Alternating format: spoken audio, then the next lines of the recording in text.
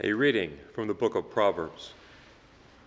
When one finds a worthy wife, her value is far beyond pearls. Her husband, entrusting his heart to her, has an unfailing price. She brings him good and not evil all the days of her life. She obtains wool and flax and works with loving hands. She puts her hands to the distaff, and her fingers ply the spindle. She reaches out her hands to the poor and extends her arms to the needy. Charm is deceptive and beauty fleeting. The woman who fears the Lord is to be praised. Give her a reward for her labors, and let her works praise her at the city gates. Verbum Domini.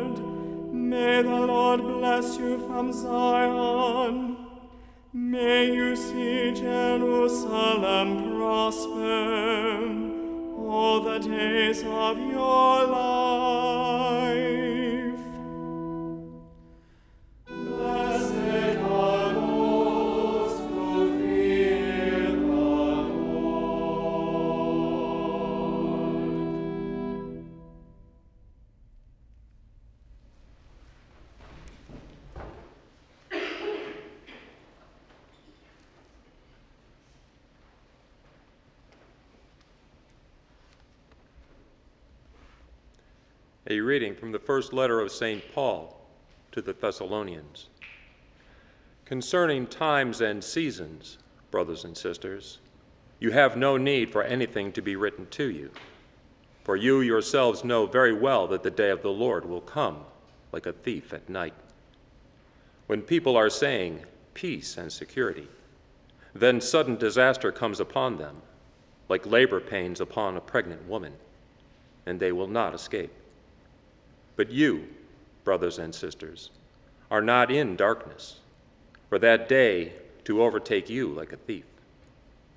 For all of you are children of the light and children of the day. We are not of the night or of darkness. Therefore, let us not sleep as the rest do, but let us stay alert and sober.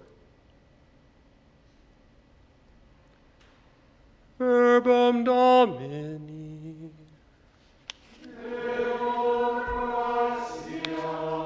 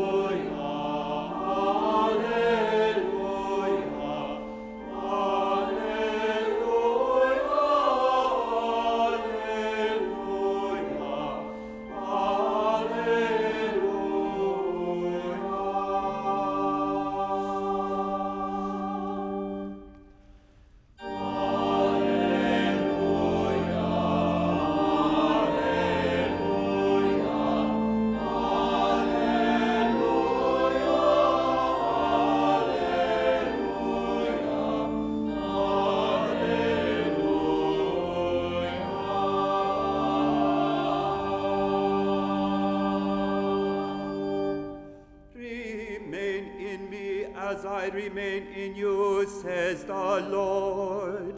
Whoever remains in me bears much fruit.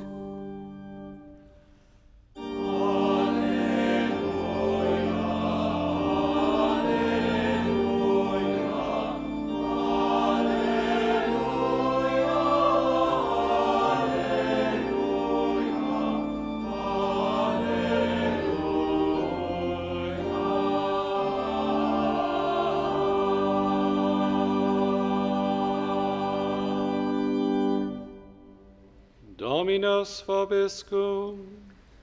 Et cum spiritu tuo. Lectio Sancti Evangelii secundum Matteum. Gloria tibi, Domine.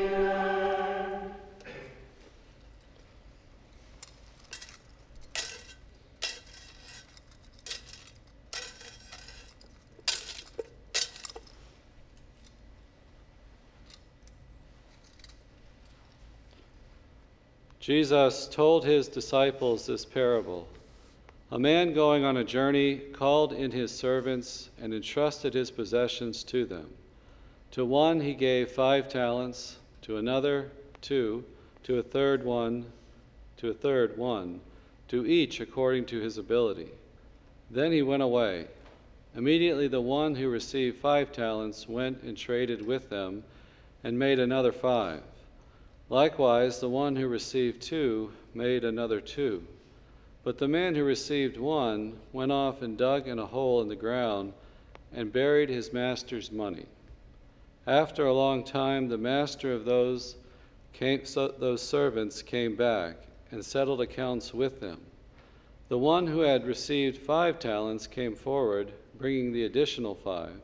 He said, "Master, you gave me 5 talents. See, I have made 5 more." His master said to him, "Well done, my good and faithful servant. Since you were faithful in small matters, I will give you great responsibilities. Come, share your master's joy." Then the one who had received 2 talents also came forward and said, "Master, you gave me 2 talents. See, I have made 2 more." His master said to him, "Well done, my good and faithful servant. Since you are faithful in small matters, I will give you great responsibilities. Come, share your master's joy."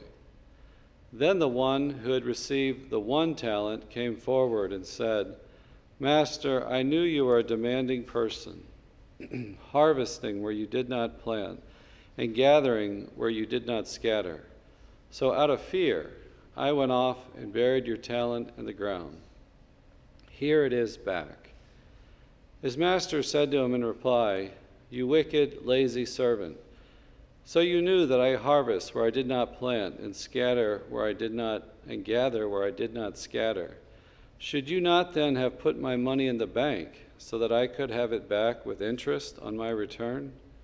Now then, take the talent from him and give it to the one with 10. For to everyone who has, more will be given, and he will grow rich. But from the one who has not, even what he has will be taken away. And throw this useless servant into the darkness outside, where there will be wailing and grinding of teeth." Verbum Domini.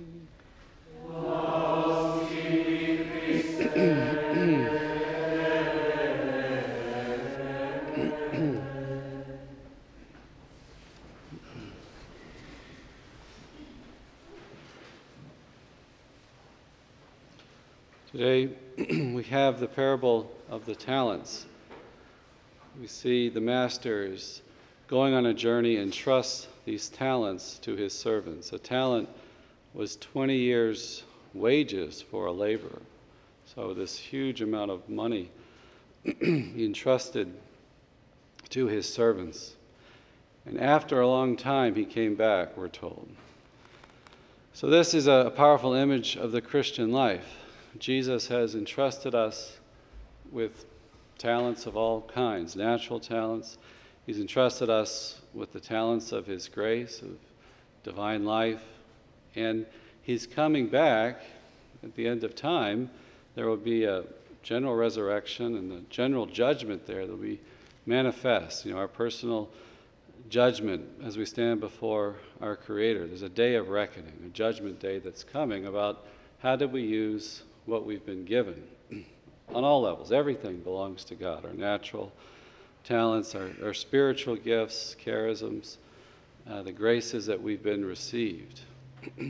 And if anybody has an ounce of honesty, we can all see we all fail at this. We're unprofitable, useless servants, right? The scriptures tell us after you've done all that you could do, say that you're useless and unprofitable servants. But we try to do our best efforts to cooperate with His grace, to live fruitful lives, to order our lives to the kingdom, using everything we have to serve Him in our vocations and what we're called to do. So what have we done with the talents we've been given? And I think the first thing we should look at is that we have to get our priorities right, to get the order right in our life. At first, we're called to serve God. These, in the parable, they're clearly His talents that we're entrusted with. So they belong to Him. We invest them for Him. We're called to serve God. Otherwise, we squander what we've been given, without God. There's a squandering, there's a fracturing, there's a confusion, a scattering that takes place in our life if we live this individualistic, self-serving life, pushing God as any reference in our life to the side. There's just a shattering of things. I remember in seminary, you have all this stuff you got to get done, academic, and all these goals and things you're supposed to meet. And it always seemed like it worked out better if you had prayer right in your life first. Then our priorities got a little clearer. We're not wasting as much time. We're more profitable what we've been given. So that's the first thing we're supposed to do, is make a priority in our life to seek God's will, to seek Him in prayer, and to seek to do His will, His law, living a virtuous life. Otherwise, we have this scattering, we spend it on ourselves, and it's never enough. It's never enough. If I make, my own heart, my own self the goal, I never have enough, I never accomplish enough, I never do enough, I'm never satisfied, and we exhaust ourselves. It's living by the values of the world, which tell us to accrue and have as much money, possessions, power, control that we can have, and moving away from our relationship with God. We get out of that realm of focusing on the Lord, that we're made children of God, that we are to live in a right, loving relationship with Him. I had to laugh out loud. I was listening to a podcast of a Protestant preacher, and he recalled in the church of his youth how as he put it, one of the sisters in the congregation would just stand up and say, Lord, I'm just thankful I'm here today in my right mind. This is a blessing just that I exist today. I have one more chance today to praise You, to worship You, to seek Your will. The world doesn't tell us that. The world looks out here and says, you got to have all this stuff. You got to be doing all these things, You have to have these things in your life for a fulfillment. As Christians, we live in that relationship of being a child of God. We're loved by Him. We're called by Him to be with Him for all eternity. We're to serve and put His kingdom first. That's a source of peace and serenity in our life. The first few readings, first reading from Proverbs and the responsorial psalm speaks of the talent that we've been given of marriage. And even we could say, more fundamentally, this talent we've been given to love, which marriage incarnates in life, makes concrete the very love of the Trinity in this special way. It's an icon of Trinitarian love, the communion of persons. In marriage, which is an earthly reality, a sacrament that passes away to our union with Christ in his mystical body, marriage makes it a very clear expression of this vocation to love, that we live in communion with other persons. We're called to love them, to give, to share, to serve, all the acts of love there. And the first reading from Proverbs, it presents this ideal, this worthy wife, we're told, that she images the call to spousal union, images, in a sense, what the husband and wife are to be for one another, praising marriage, praising this great gift that the sexual difference that God has created us as male and female, the gift that we're called to be to one another. Marriage is this intense expression of this and teaches us the call that we're supposed to live that being a gift, to everyone, in a loving way of life.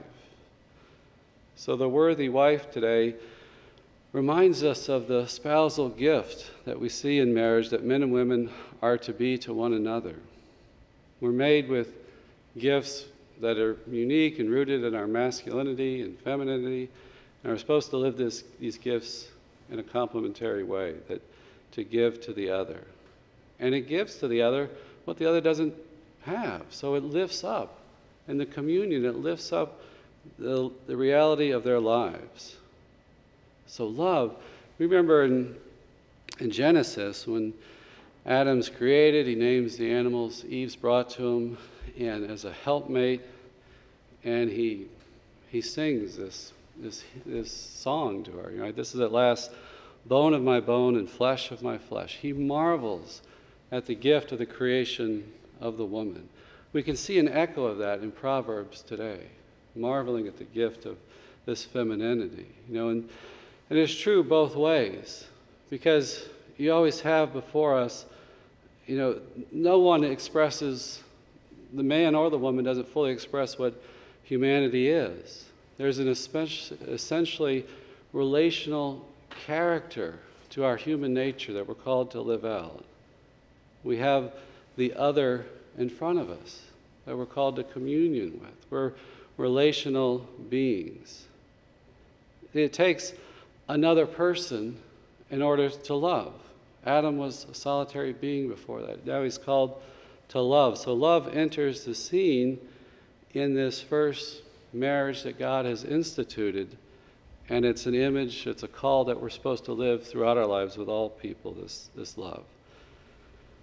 And I think, too, we see, that Eve is this reminder of this relational call that we have, that the woman has a fundamental capacity for the other, that, as John Paul II said, that God entrusts the woman with human life, that she receives human life in a special way. She carries the child, she gives birth to the child, nurtures the child from her very body, in the early development of the child. That God acts in the woman, right? Alice von Hildebrand always reminded us of that at the immediate act of creation of the human soul, that takes place in the woman. That speaks of her great dignity. Just the incarnation, that God takes on human flesh, in the womb of the Virgin Mary, speaks of the dignity of humanity, that God's going to join himself with humanity, with human nature. So the woman, her whole personality is characterized by this entrustment of life to her in a special way. She has gifts to receive life, to nurture that life. And John Paul II made such a beautiful call, and Vatican II as well. I was just reading John the 23rd and Pacem et Terris, writing about the role of women that they are, achieving and that have in the culture today. It's this growing awareness of the gift of women in society as a whole. So they are to bring that sensitivity, those personal feminine gifts, sensitivity to life, to peace, to harmony, to family, to the value, dignity of family life. They are to bring that to the larger culture, to politics, to the work environment, to civilized culture in a better way. Men bring their own gifts as well. We see that But, we often need that reminder of the importance of human life, the dignity of family life. Do we have a culture that fosters family life? And I think we could all honestly look at, Western culture and say it's harder and harder to get married, stay married, have kids. It's more difficult. Do we have values that help families, that help husbands and wives live out the marital vocation? In Genesis, we're told that Eve is a suitable helpmate, that Adam had none among the rest of creation. That a helpmate, that she is called to be a mate, a spouse, someone equal in dignity, and that a reminder of this, again, as I said, this relational dimension, essentially a relational dimension of human beings, suitable for him. Animals are not suitable, right? Another human person, equal in dignity, they can have this relationship of love. She, bears witness to that in a special way. So that love enters the scene in that creation account of Adam and Eve, another person that I can love. So marriage images this vocation of love. We can live it out there.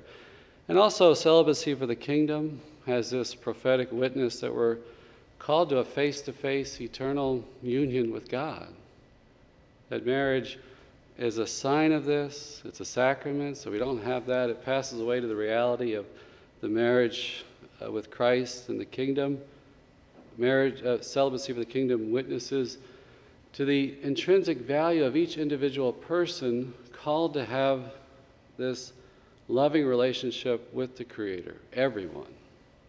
You might not be married, you might not have the opportunity for marriage, but the ultimate goal is this personal loving relationship with God, and that's where we find our fulfillment. But marriage is the fundamental cell of society, as the church teaches, that all of humanity passes by way of marriage, that marriage itself, the institution, when well lived, fights the indignities, the injustices against the human person.